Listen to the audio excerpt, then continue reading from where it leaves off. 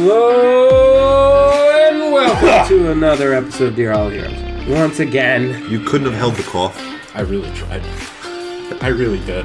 can I do my intro, please? You were doing it. I just coughed. You're just whatever. So I tried to get it off before you started because you had like a pause in the beginning there, but you held out too long. Anyway, guys, thank you again for coming in and tuning in to Dear Hollow Heroes. I hope you all had a wonderful Thanksgiving, and we are back in this wonderful cold air. It's holiday season, and it's the season of giving.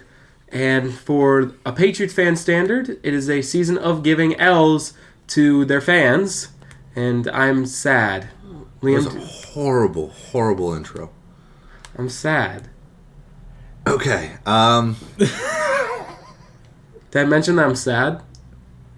yeah, but then you say Liam like I should just pick up and start talking. I don't know what to talk Liam, about I'm after sad. that. Okay, I'm sorry. It's okay. But anyway, so... I'm not. And anyway, I'm here with Liam Mika Hi. and Robespierre Rob Kelly. Hey, that's my name. And let's get into the top story. The Giants faced the Patriots in MetLife Stadium on Sunday at 1 o'clock, and I was in attendance with Liam, who is a Giants fan, and me being a Patriots fan, coming in with high hopes that this game will be good. First of all, should not have had high We hopes. didn't come in with any high hopes. It was... We knew it was going to be a terrible game. And at the last second, with a game-tying field goal for the Patriots, 30 yards, little over an extra point, whiffed it, and the Patriots fall to 2-9 and have won the tank bowl. Yay. But what do you think of that game about both sides after watching it in person, Liam? So let's talk about the quarterback situation on both sides because I think it was glaringly obvious. Would the Patriots have 3 turnovers? 3 interceptions. Yeah, and they were all bad. They were really bad. First one was a overthrow to the safety. Second one was a lured linebacker interception, and the third one was a throw to triple coverage. So I think those 3 picks really exemplified what really was the Drake May Bowl, and it was on display that you guys need a quarterback worse than we do. And that's not because I believe in Daniel Jones. It's not because I believe in Tyrod Taylor. I think Tommy DeVito is just good enough to be okay. And that was also on display. You could see he was making throws. You see that one throw to Jalen Hyatt all the way down the sideline? Yeah. Like the Beautiful 3 times ball. he did that? Beautiful ball. Did it like 3 times. Yeah. And Daniel Jones and Tyrod Taylor both have shown this season that they will not throw that ball. They've opted to not throw it. And DeVito had pressure in his face all day.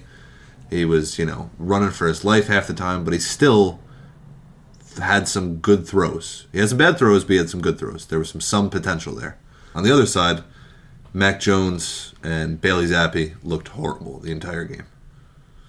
So Ramondre was the only reason. I think it was fitting, scored. honestly, that you guys won the draft pick but lost the game. What was on display in that game that I couldn't help but notice was just the realization that if you ever, and I mean ever, blame Bill Belichick for anything that these quarterbacks are doing, He drafted the quarterbacks. Robert Kraft pressured him to draft Mac Jones. He drafted the quarterback. He put the team together. I don't want to hear don't blame Bill But Belichick. don't blame those throws. They were not any coaching, anybody's fault other than that was just a horrible ball. And I've thought about this for a while. And after watching it in person, I always had a little hope that he'd figure it out. And I didn't believe in him, but I always had a little hope. But I had a realization on something. Remember when people said, "Oh, but Mac Jones had a good rookie year"? You've heard that excuse, right? Yeah. Why was his rookie year good? Probably because teams hadn't figured him out. No, that's not my answer. Why did people think Mac Jones had a good year? Why? Does anyone have an answer? Because the Patriots went 10-7 and made the postseason. Yeah. Right. And how did they do that? Yeah, They got line and smoked. defense. So what happened is the Patriots went on a 7-game win streak, correct? But they started the season 2-4, and ended the season I think just like 1 or 2 more wins at the end of the season. Terrible. Mac Jones was garbage in every game of all those bad stretches besides that 7-game win streak, except one where he faced Tom Brady and the Tampa Bay Buccaneers. That was a good game. In that 7-game win streak, Mac Jones was okay. He had 2 games that I think were good. When he beat the Cleveland Browns at home, now listen to the team I just said, the Cleveland Browns. Yeah. And when he did not throw the ball at all against the Buffalo Bills. Yeah. Remember that? They wouldn't even trust him to throw a pass. What did he throw? 2 passes? So why were the Patriots good? They had 2 starting running backs at the time. One is no longer. But they had 2 starting running backs in Ramondre Stevenson and Damian Harris. Ramondre was your backup at that time. You had one of the better O-lines in the league. And you had a top 3 defense. That is why they won. Yeah, obviously. So you were the only one in this circle here that was on the Mac Jones hype train. So everyone else knew he was garbage. Not everybody else. Me and Rob did. Yeah, no, we thought he was trash from day one. Sorry. Whatever. But so I remember the conversation being all year long, I think it's just your defense and your O-line helping him. And you're like, no, the Mac Jones is delusional like one, this. not us. I was never that delusional, but what I'm trying to get at is I've always believed he could figure it out, and he never did. You could say it was 3 offensive coordinators, you could say it's this, you could say it's that. But at the end of the day, a pick like he threw to Bobby Okereke, that is not coaching. That is not the situation.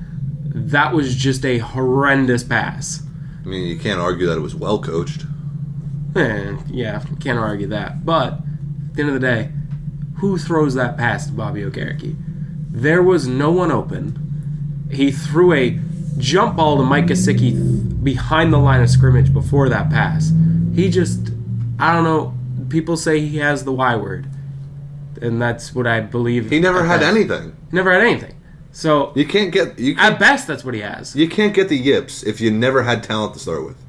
Exactly. So, well, he actually did his rookie year. He had some talent. We just went on a he had no talent. Talk. Running backs. He had running backs, and he had Jacoby Myers, and he had. I'm talking about Mac Jones. I'm not talking about the Patriots organization.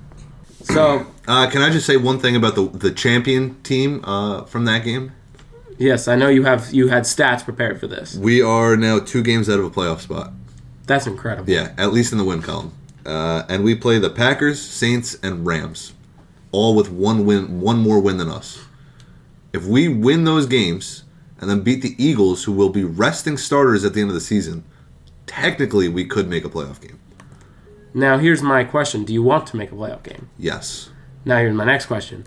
Knowing that if you make a playoff game, odds are you are not getting another quarterback. Are you okay with either Daniel Jones coming back and taking the starting role and DeVito at backup, or would you want there to be QB controversy? I would take Penix late first round rather than move up, draft Caleb Williams or Drake May. Well, this is my thing.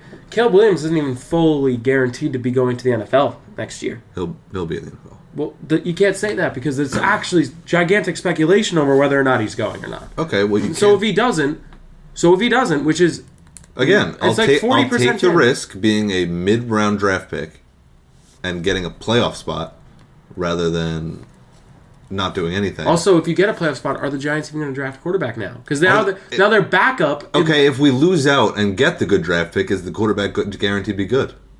That's true. No, there's risks well, I know all what around. You're saying. So you take the win now. Well, I know. I agree with your decision making on that. But if you go to the playoffs, who's to say you're even going to draft a quarterback? I doubt it. If Tommy DeVito leads you guys to a playoff spot, what's the point? Because you have a quarterback. You might be right. You have a backup quarterback that can lead you to the postseason. If he keeps winning out, I'd rock with him for a year. You have a QB controversy on your hand. You have who's going to start, which hopefully not Daniel Jones. Which is the problem though, because as you said, if you have 2 quarterbacks, you have 0 quarterbacks. So that's and if one's getting paid the money, that's the guy that's going to be starting. Exactly. So that's going to be controversy within itself. Yeah. So that's the reason I'm like I'm not entirely sure I want to win with DeVito in a way of future-wise because you don't want to have the QB controversy on your hand. But of course, win now is always what you want. I also have some random stats that I would just like to point out because I think they're important or cool. So I'm going to do that now before we start our other segments. Okay. So first of all, Max Crosby one of my favorite players in the NFL, is the first player since 2020 to be listed as doubtful and still playing the game that week. He went to the hospital the day before the game because his leg was blown up so bad it looked like a balloon. And he said he felt like he was dying and couldn't move. He ended up playing the next day. How many snaps? The whole game. That's incredible. He was so swollen he had to go to the hospital right before the game. Hasn't happened since 2020. Right after or right before? Right before. That's insane. Yeah, and he still played. If that's not toughness, I don't know what is. That's so cool. He's the coolest player. Yeah, Really. so sick. The other thing I would like to point out is the Chargers. Very unfortunate season this year. But, a lot of potential on that team. A lot of good players. Yeah. They're currently $27 million over cap for next season. And in 2024, they're due to pay Khalil Mack $39 million, Joey Bosa $37 million, Keenan Allen $35, Mike Williams $32, Derwin James $20, Justin Herbert $19, Lindsley $14, and Sebastian Joseph Day $10. There's no shot the Chargers stick around as contenders. They can't. They have to blow up the team. Yeah, they're done. They have to. They have to get rid of Mike Williams. They'll probably get rid of Derwin James. How far over cap space did you say can't they were? $27 million already. How do you do that? There's a lot of ways around it. What? How much is the tax for going over cap space? I don't know. You know what's another thing that's interesting about the Chargers is Herbert's played a certain amount of games and he's literally like down the middle of 500 on like everything, and the Chargers are down the middle of 500 in point differential. Like they are just the definition of a mid team, and I find that very well. fascinating. Staley has to go. There's no question. Staley about that. has to go, and I think you trade Derwin James. I don't think you're gonna get much from Mike Williams, but if I think a team might pick him up, you could get rid of Keenan Allen with the team. You might have to. Khalil Mack, you're not getting anything for. Of course, you're not going to trade Justin Herbert. You just signed him. I think if you're desperate and want to blow it up, I think you trade Joey Bosa. I think he's getting towards that age. I think you might get rid of Khalil Mack instead of Joey Bosa. But who's going to want Khalil Mack? I think contenders will. You get a couple. You think mid-season? You get a couple Well, of not teams. now. The trade deadline's passed. No, I'm thinking next year mid-season. You might get rid of him next year mid-season. You get a couple teams who need some defensive help. They want a veteran on the Send team. them the Bills. They did that already before with Von Miller. Well, actually, the Bills are over cap too. Yeah. Yeah, there's plenty of places you'd be able to send them. But that's an interesting segment we could do. Liam's stats of the day. Liam's stats. But I was supposed to be the stat man. I'm the stat man. Anyway. All right. There was other big news in the You said NFL. that like you didn't get the reference. I didn't. There was other The big... scat man. I'm the scat man. And he just scats for 7 minutes. Anyway. I'm going to show So, you the scat man later. Okay. in recent news, Jets quarterback Aaron Rodgers is cleared to practice. This story just makes me laugh. I love it. So... He's not going to do anything. What It's is that? just a giant middle finger to modern medicine. That's all it is. He just wants to It's a prove that he statement. can do it without using traditional methods. And I'm not going to lie, he recovered pretty quickly. But it's kind of null and void because the Jets suck so bad that they don't need him to come back. And not just that they don't need him to come back, but I don't think he'd be able to anyway. I think he would. You What's think the he'd point? be able to properly scramble out of a pocket need be and sprint downfield? Maybe. He's been way ahead of where he's been projected. He shouldn't even be walking correctly yet. Yeah.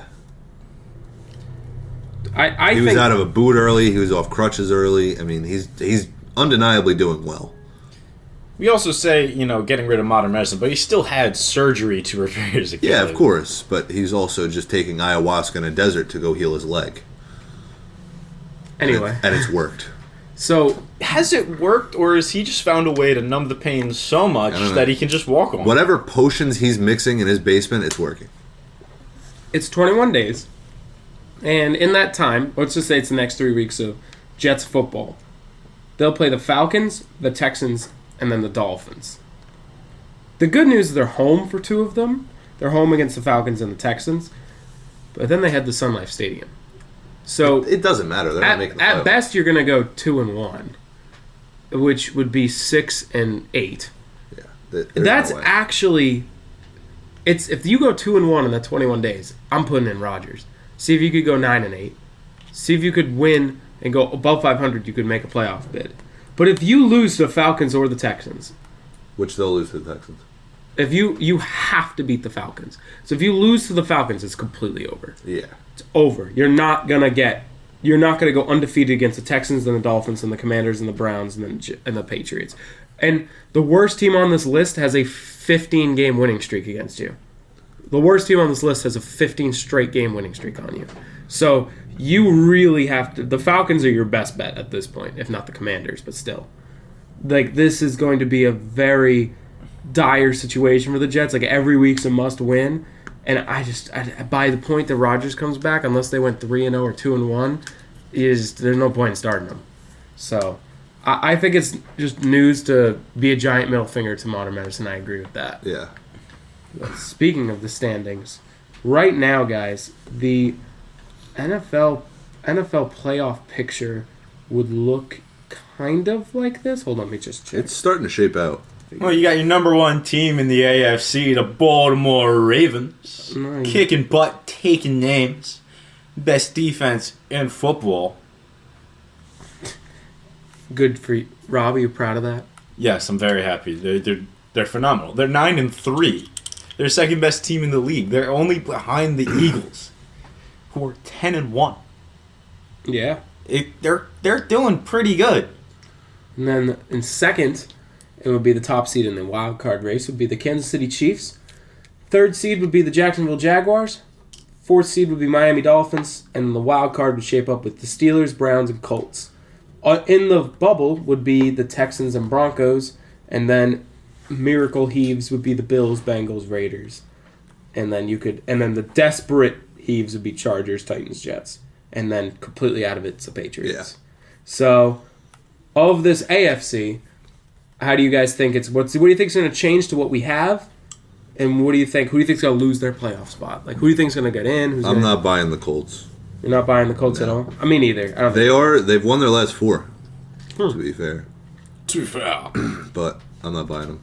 they were 2-5 before this. Either last 4 or last 3. They're undefeated this month. One of the Steelers or Browns are gonna fall. It's just which one. The Browns. No way. Steelers. See, are the only 2. reason I'm saying I'd go against that is that the Browns have one of the better defenses in all of football. Steelers also So have do a the better Steelers. defense, and they have one of the best coaches in the league, who never loses. True, but they also have Kenny Pickett as their quarterback. Yeah, but who do the Browns have? They're starting Joe Flacco next week. Yeah, exactly, they have Joe Flacco. Oh my god. He wasn't The even true that Joe Shiesty. He wasn't even that good with the Ravens. He was an elite quarterback. He had one good. I will not take postseason this run. slander. Dude, Super Bowl MVP. He got a starting job off of his Nick Foles run, and they're just out there saying he's an amazing quarterback. Mickey Mouse Super Bowl ring. Yep. What do you... It was a 49ers chip, and you know it. It was... Then they should have won it. But they didn't. Did they? No, they didn't. The lights The went out. commissioner had to turn the lights off just to give him half a shot. We were kicking their butts. Do you not remember that? They were kicking. Yep, he's not wrong. But This was a Ravens team that but still Joe had... Flacco still sucks. Let's talk about the NFC before So, the first Rob seed- actually Please. turns red and blows up. The first seed, and gets the bye week would be the Philadelphia Eagles, obviously the best team in the league. But I don't think they are the best team in the league. But you get my point. They're the best record. I did get your point, but now you've confused me. So the Eagles with the best record in the league, but the best team in the league is at Baltimore second Ravens. at the 49ers. And then third is the Lions, and then winning the NFC South, which is just a consolation prize, is the They would be the Falcons, worst team in the playoffs right now. by far. That's always the 4th seed in one conference Yeah, is the worst. usually the NFC. And then at 5th would be the Cowboys, and then 6th would be the Seahawks, and then 7 is the Vikings. Who Still just in. lost to the Bears. Still Dollar. in. But in the bubble, all of them are under 500. The right on the line are the Green Bay Packers, LA Rams, and New Orleans Saints. A little bit of a desperate heave would be the Buccaneers, the Giants, and the Bears, and the Commanders. And out of it are the Cardinals and the Panthers. Yep. So, what changes in the NFC?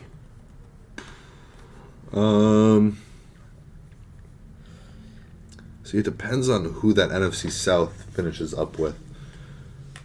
So I would like to say the Bucks are the better team, but I don't know if they'll be able to beat the Falcons. I think Tom Brady really kind of screwed over the Bucks because their schedule was way harder than everyone else's. Yeah, I know. So they're the best team, but they have the worst teams to face. They got to play the 1 seed in every division. I think Green Bay definitely has a shot of moving up the charts, especially over Minnesota, just because they have a more consistent team. You know, their defense has been injured, And Love's starting to heat up. but Love's starting to heat up. You saw him on Thanksgiving, But JJ's right? coming back. But Justin Jefferson comes back. He's still got Dobbs throwing on the ball, though. But Dobbs did not look good this week. Dobbs No. did not look good this week. Turned back into a pumpkin. But An astronaut. An astronaut pumpkin. anyway, That's fair. I think the Vikings are going to keep that spot. I think the Packers won't make it. The team I think it's going to come down to is the battle of the NFC South. But also to put in, you also got to look like there could be a little stretch by the Giants, or even, and I know you guys won't ever agree with this, but the Bears have a shot too. Like if they have the same position as the Giants, like if they win out, they could make a run. But I don't see it. I don't Nah. see either of them. But in my opinion, I see it to be almost, if not exactly, the same that we see here. Besides the NFC South, whoever wins the NFC South, which could be easily the Saints, Bucks, or Falcons. In the AFC, I see the Texans making it over the Colts. But the Broncos could really mess with that. Yeah, the Broncos could hop the Browns. And you know what's crazy? I could see the Bills. I don't see the Bills making it. I think it's too. I think the Finns have too big of a lead. It's tough. They're not losing. They're not winning the division. They're not winning the division. It's the wild card. Yeah. Now the wild card spots for the Bills in this situation. They have the 3rd seed is wide open. So this week is going to be huge for the Bills, and they don't play. What I mean by that is the Broncos, Texans, and Colts are half a game above the Bills. And the Texans and Broncos play the Bills, or play each other. If the Colts can lose and one of the Texans or Broncos will lose. They'll have to. They would have to. Well, not technically. They'll tie. be- They could tie. Now the thing is, they want the Texans to win because the Broncos win. The Broncos will have the tiebreaker over them. So they really. I don't know if I feel that way because I think the Texans have a shot to win more games. I agree, but at the end of the day, Broncos have to play in a tougher division. The Texans probably have an easy divisional game at the end of the year. You think so? Probably. Well, let's see what the Broncos have to face. The Broncos for the rest of the year, they get the Texans, and then they get the Chargers, which isn't a guarantee. Nope. Then they get the Lions, which is Tough. Patriots, that's a win for them. Chargers again, which I think they go 1-1 against them, and then the Raiders. So last night, And even the Raiders, I wouldn't say is a guarantee. I have the Texas schedule, so you got Broncos, then you have the Jets, They'll who've win. been falling off. Then you go against the Titans, They'll win. will win, then the Browns They'll win. should win. should win, but the Browns defense could always. But even now, that could shoot the Browns right back down, and we could be talking about Browns versus Bills. True. And then we got Titans again, They'll win. and then they finish out against the Colts. They'll win. I don't see them losing. So you think they'll win out? Now let's take. Is there not a great shot? Besides the Broncos. Now we got the Bills. I though. think Broncos and Browns are the only two shots they have to lose. Yeah. The Bills got a huge week this week. They face the Chiefs. Not this Then week. they got the Cowboys. Yeah, that's my thing. I think the Broncos or the Bills play too tough of a schedule from here on out to actually realistically win that many games. I think they should lose to the Chiefs, lose to the Cowboys, beat the Chargers, beat the Pats, and then lose to the Finns. So they're 2-3 at the end of the They season. could sneak a win against the Finns. And the Chiefs.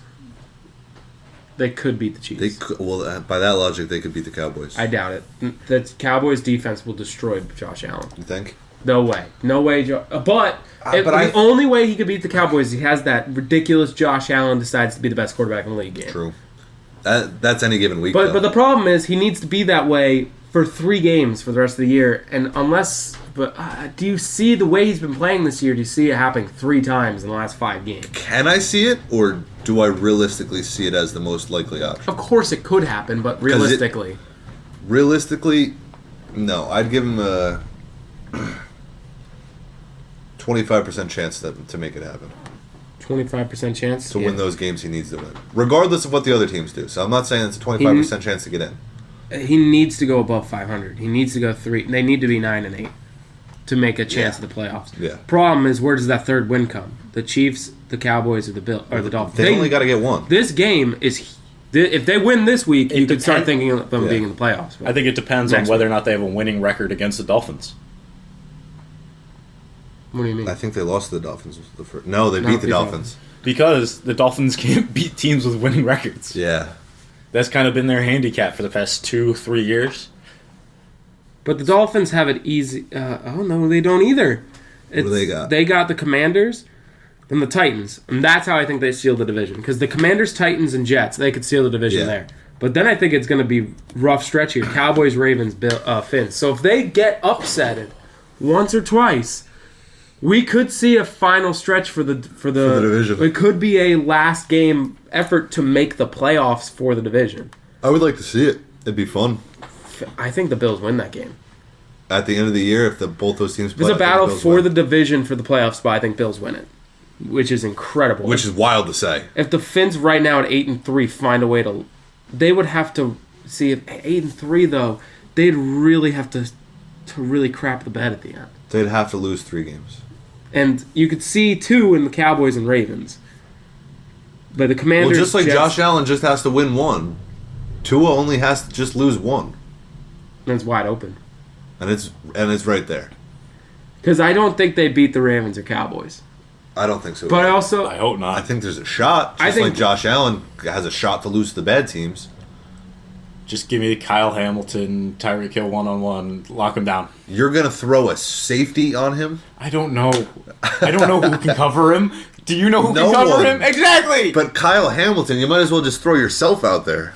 Yeah, but Kyle Hamilton's been doing really good this year. So he has, but that's not his style of play. Here's my problem. You're right, it's not. Here's my problem with the Finns, and I keep saying this. They run the same 3 plays. That's why they lose against good teams. No, they don't. But like the same 3 types of plays. I have seen run or QB run? No. This is what I've seen every game. Pass run or kick. I've seen this play every game. It is a deep out or a deep crosser route by Hill where he throws it and nobody's there because no one can keep up with him on the deep cross route. When they face good teams, there's a corner in zone waiting for the pick. That's every time I watch the Finns play. And it's incomplete. And then I don't know if they're just game planning for crosser routes, though. It's just it happens to be a money route for him. It's just if you're able to prepare. And that's why the Finns offense struggles and they have to out-talent the Patriots because when it's actual, like, doing those cheap plays, it's ridiculous. Patriots get pick after pick after pick. Problem is then they out-talent them because, of course, they're more talented than us. Easily. But that's why I'm like, just one good coach and the Finns struggle because the offense isn't that creative. It's a lot of bells and whistles. It's a lot of talent they run off of. That's why I think to myself, the defense is well coached. The defense of the Dolphins is well coached. That is a really good fundamental defense. It's a good defense. It's slept on. The offense is by far just backyard football, it feels like. It's backyard football, so when you get a team with a brain on defense, they struggle. So that's what I think about a lot. That they're so talented on both running, and they have so many running backs and receivers. So that's what I think about that. But I think we've had enough with the NFL, right? What does that entail? Moving on to the NBA. Let's go. Yeah, so the NBA has a power rankings released for last week, and I gotta say, it's pretty obvious who's number 1 is the Boston Celtics.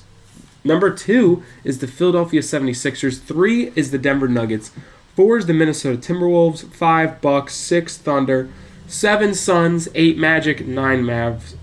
8 Magic. 9 Mavericks. And 10 Heat. So that's the top 10 in the NBA right now. Who do you guys think who isn't in the top 10 will eventually become part of the top 10 in the NBA? And who do you think is kind of overplaying right now? Well, can we talk about which young teams are going to slow down and which young teams are going to keep going? Yeah. Orlando Magic? They're going to slow down. I think they're legit. You think they're legit? I like Paulo. I like Wagner. I like a lot of their young pieces, and I think they've finally put it together. I mean, they've had 12 years of high draft picks. They should be putting it together. Cole Anthony looks good. Markelle Fultz actually looks somewhat decent. He almost revitalized his career. He's okay. He's okay. He's okay. But that's all you need. Exactly. Yeah. He's the backup veteran presence. My problem with them is I just don't... They don't seem to... They click now, but the problem is when wear and tear of the NBA season hits. That's what I'm nervous about with the Magic and Fair. of course... I didn't say they have a shot at a championship. No, that's not what I'm saying. I but think to they're keep going to it going... stay at their current level. I like him as a 4-5. I could see them hitting 6-7 area. Okay. I see them making the playoffs, but I just don't see it being a top 10 team. Do you know what I mean? I think they're going to have their good weeks in their but I think they're going to have a stretch eventually. Are you buying that Minnesota's finally clicking? No, not at all. Me either. Not even. What's with that? Because the problem with Minnesota is They have the second best record in the league, but I'm just not buying it. They're playing really well Really to start good. the season. But they love shooting themselves in the foot in Minnesota. They're the Jazz of 2 years ago. I guess. I mean, it's just that. First of all, there's always been rumors that the Minnesota Timberwolves hate working. They don't go in. They don't perfect their craft. They don't do any of that. And you've heard it a lot of different times, a lot of different ways. And now with this team, pretty much led by Anthony Edwards, Who was a ball hog, and just not a great personality that you want around your team. 26.2 points per game. He's a good player, great player, really good. But then that's you what- have but Rudy that- Gobert, who's a liability if he's not blocking shots. Can't score, can't play perimeter defense, and really not the best personality either. Yeah, Cat, who is the biggest. Cat is just kind of fraudulent. I really like him, but He's broken glass. He's not tough. There's not. no toughness. He's broken glass on defense. Not like broken glass injury wise, but he's broken glass as a player because he's so sensitive. It feels like He is. And the problem with Anthony Edwards, you said 26 points, 5 points per game. You said 26.2 points per game. that is not enough for your ball hog. Yeah. Not enough. Per shot, that's not enough points. Not enough. But points.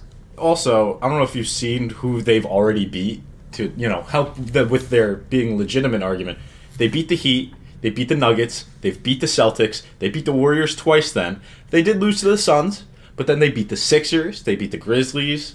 Their next game's against the Jazz. The but Grizzlies are the worst team in the NBA. I know, but I'm just kind of like looking through that game. They kind of dominated, so I figured I'd throw it in the mix.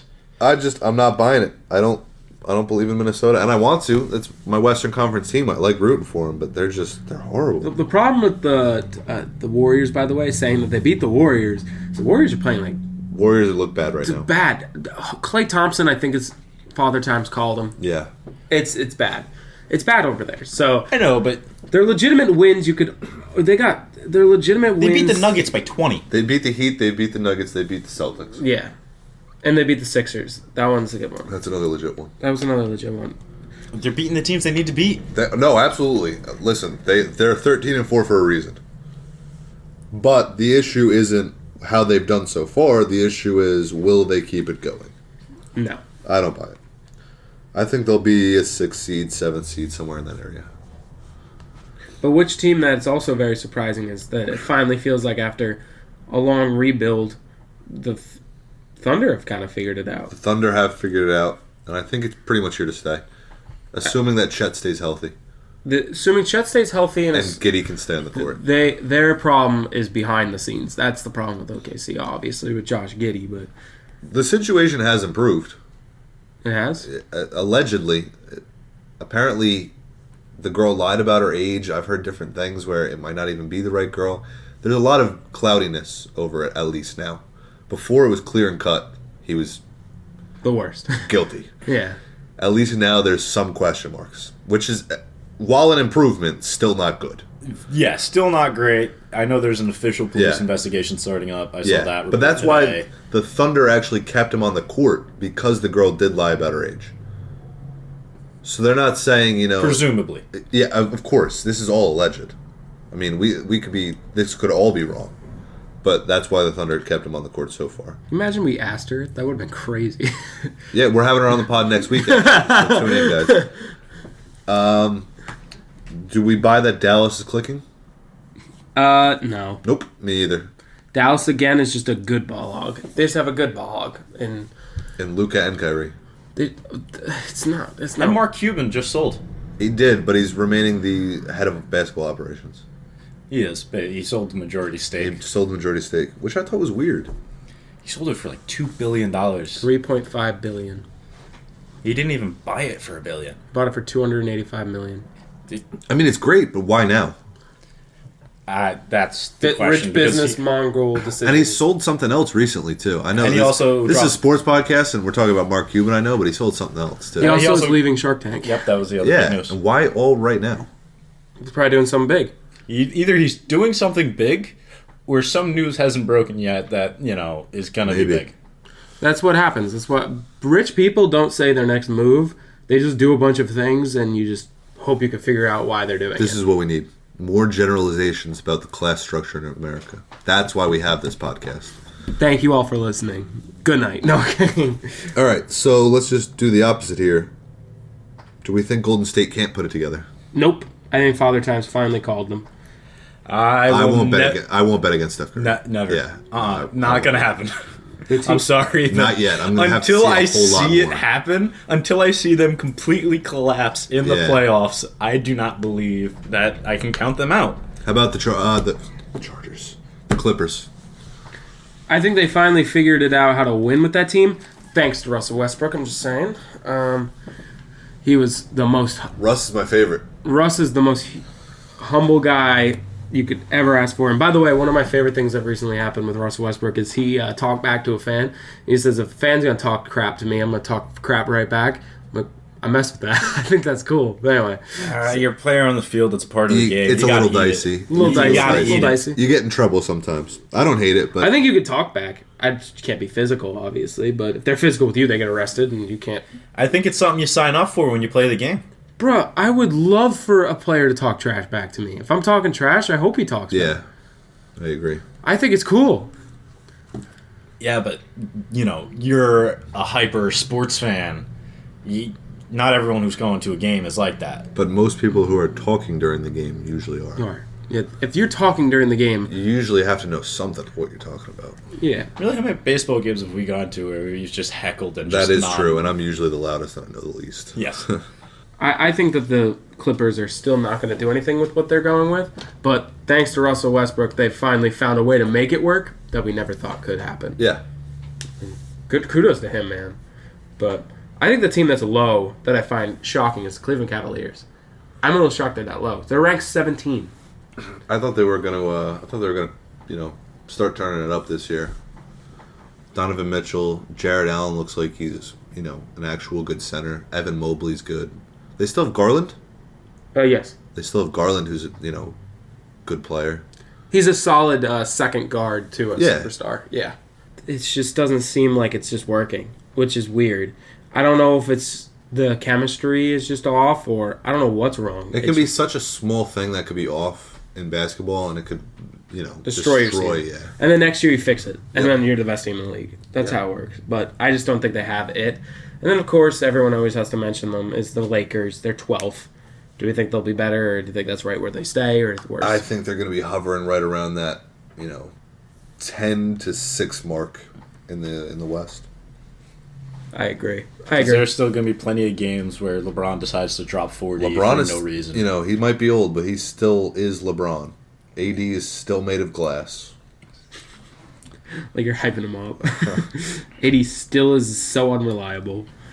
But yeah.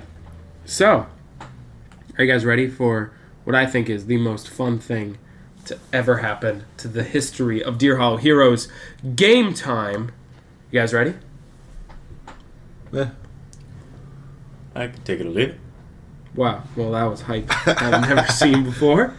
Man, we're rusty, man. It's been 2 weeks. We're kind of... Not me. I'm doing great. Yeah. You're doing phenomenal, Liam. Great job, sweetie. I thought Rusty was the tree that's outside our house. We are going to play... It is. For context, we named the tree outside our house Rusty. We're going to play the game. Not really context. It's not. You just explained it again. We're going to play the game. What we are thankful for. Cue the music. welcome. What is this, NPR? What was that? This is the Gobble Game. Welcome to what we're thankful for. Here, I will ask you all to tell me what in this sports 2023 year were you all most thankful for and least thankful for. Oh, God. I'm a Giants fan. This isn't going to go well. So, Liam Meekum, what are you most thankful for? I want to know what and why. Oh, God. The Eagles are really good. The Giants stink. The Cowboys are really good. This has been a horrible season. I guess I'm thankful that, comes with a caveat, too, that Daniel Jones is not our starting quarterback currently. But he had to, pretty much die to become not our starting quarterback, and we owe him $40 million next year. I find it very funny that you're not thankful for the Miami Heat making the NBA Oh, I thought we were talking finals. about the NFL. Talking about sports. Oh, can you drop the accent? I want to punch you in the head. What's wrong with my accent? You always get angry when I do an accent, but when you do it, it's perfectly fine. And I would just also like to point out, this is our second take at a game, because our first game was how far they'll go, NBA in-season tournament, and it went horrible. There was nothing to talk about, because the in-season tournament sucks. So that's what I'm least thankful for. What I'm most thankful for, I would most certainly then be the Heat making the finals. That was an awesome run. Why From playing game all the way, and we battled all season to even make the playoffs. Didn't think we were going to get in. To go all the way past the great teams we faced, all the way to the finals. We lost, but that's what I'm most thankful for. So you're least thankful. Oh my God! Drop the accent. You're least thankful for the in-season tournament. I can't. I guess. No, I'm least thankful for either the Giants' performance this season or the Giants paying Daniel Jones. All right, Rob. So what? Are you kidding me? Rob, what are you most thankful for, and what are you least thankful for this year? I'm going to go with least thankful. I just want to get out of the way because this is the season of thanks. But the thing I'm least thankful for was the Yankees trade deadline because it was non-existent. It really cemented that we weren't trying for the rest of the year in the eyes of Brian Cashman. And that was just giving up on the baseball season right then and there. The thing I was most thankful for this year in sports is that we had the World Baseball Classic, which brought a lot of eyes to baseball, but not just that, but it ended in the most storybook way it could have. Shohei Ohtani striking out Mike Trout to win the whole thing. It was phenomenal. It was phenomenal storytelling. I'm shocked you didn't go Ravens, but that's a great answer. Well, the season's not over yet. True. And it was just storybook in every way possible. It was peak baseball. Fair enough. What I'm least thankful for is Mac Jones and the Patriots offense killing me inside week in and week out. I feel like that's pretty... Yeah. That was my runner-up for most thankful. And what I am most thankful for is probably watching... Wow, man, all my teams stunk last year. Yeah, they all stunk. All my teams have sucked this year. But what I am most thankful for is I got to witness a really good NBA Finals, got to witness a really good NFL season so far, and the MLB postseason was really incredible. So I got to say, as a sports year, it was extremely fun to watch. But the problem is my teams all sucked. But it was fun to watch sports season. So I'm thankful for that. And one thing we are all thankful for are all the people who listen to our podcast. Absolutely. Thank you for listening. I just want to say, this week, or actually today, Spotify Wrapped came out. And my mom is kind of upset about it. I just got a text from her. She said, how am I only in the top 8% of Dear Hollow Heroes listeners? She's listened to every episode, and she's only in the top 8%. That's awesome. That is awesome. But she said, are there people listening to it twice to get ahead of me? There Might be. And if you are listening to this podcast twice, Thank you. And Ben, if this is just you playing it on a loop in the background, On why? 3 different accounts. No, yeah. He's smiling like he doesn't. No, Very, I don't. very I don't. thankful for the pod blowing No, up. but- Very thankful for everyone who listens. And let us know what you guys are thankful for. Hit us up. We like seeing the comments and all the interaction. But we really are. It is awesome that we just get to do this. You know, we're doing this just to have fun, so we can talk sports more than we typically do, which is still a lot. Yeah. I'm in it for the money. I'm in it for the fame. Rob's in it for the. I was invited. I can't turn down an invitation. It's one of my weaknesses. Well, anyway, thank you to all the people that listen. We appreciate you all, and we're most thankful for you guys, and least thankful for the haters that hate our podcast. We love the hate. We feed off of that. Oh. See, All right. we just don't have haters. We just have people who haven't listened yet. Or Fair listen enough. correctly. How do you listen correctly? With your ears. All right, locks and upsets, guys. God, that was horrible. All right, guys. What do you guys have for your locks and upsets of the week? Of course, coming into this, I'm not going to lie to you guys. Completely forgot what our locks and upsets were last week, so I'll give you an update on our standings next week. Liam, do you even know what our standings are before last week? I could give you pretty good guesses. Fair. I'm winning. Y'all are losing. With No, the you're winning the upsets one. Rob, you are losing completely. You're losing the locks. You're winning losing. the upsets. You're losing. If we're going off of total wins, you're losing, Rob.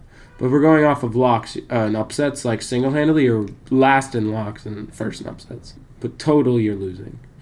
But anyhow, Okay. So I can get on the right track.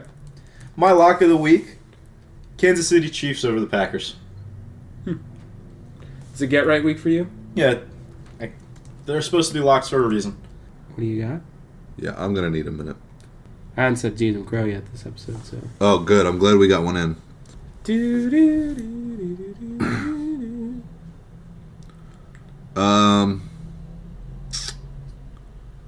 All right, I'm a little pressed for time, so I'm just going to give you a more obvious one than I normally do. What? Let me get Saint Raphael over Chartres in the France Star League. It's a handball league located in France. The game's at Friday at 2 p.m., so tune in. A lot of good handball played. What's wrong with you, man? How do you find these? What do you mean? Without fail, They're minus 200. How do you not take that? It's not about the line. I'm not upset about the line. I'm upset about how you keep finding these obscure leagues around the world. It's not even American handball. It's not Canadian handball. Well, no, it's French. If you want to watch the best handball in the world, you go to France. No, you don't. That's just obvious. Who wants to watch handball? We. The French. We. Ben, what's your lock? So I have the Vancouver Canucks defeating the... What are they called? Oh my god. You just wanted to say the word Canuck, and now you're lost. Oh my god. All right, I'm gonna start over. So my lock of the week is the Vancouver Canucks defeating the Calgary Flames on Saturday Such an in the easy NHL. team. So our upsets. I'll go first. I have. 1 second. Sorry, I just need to get to it. I have the Denver Broncos defeating the Houston Texans. my upset. This Saturday in college basketball, I have Rutgers upsetting Illinois. I got the Jazz over the Grizzlies tonight. I don't know how the Grizzlies are favored in any game. Wednesday, November 29th. And who's yours, Rob? Rutgers over Illinois this Saturday. We got to get Rob off the show. We'd like to thank you all for listening to our episode. And I'm sorry for that. What was that? What are you doing? This is. I can't wait for next week's episode now. This is going to be a long edit. We'd love to thank you all for listening to our podcast, and if you want to reach out to us, you can reach us on socials at Dear Hollow Heroes or email us through dearhollowheroes@gmail.com. Message us and let us know what you think of the topics we discussed or take up your own. Listen to us on most platforms where you get your podcasts. And as always, I want to thank Liam Meekum and Rob Kelly for being a part of this episode, and we'll see you all next week. Peace out. Let us have a podcast. Scout.